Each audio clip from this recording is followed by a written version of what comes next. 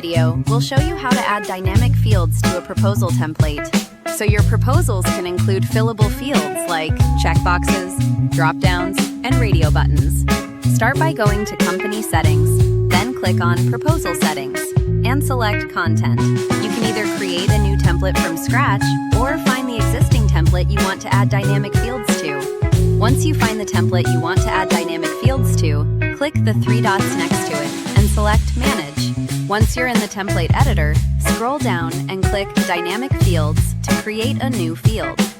First, choose whether this field will be required for the customer to complete or optional. Next, select the field type. You can choose from a checkbox, a radio button, or a drop-down. Give your field a name and a label. The label is what your customer will actually see on the proposal. Now enter your checkbox, radio, or drop-down options. Click Add Option anytime you need to add another choice. Once your options are all set, click Save Field. Finally, click on your new dynamic field to add it into the document. You'll see it appear right in your proposal, coded with its label, ready for your customer to fill out.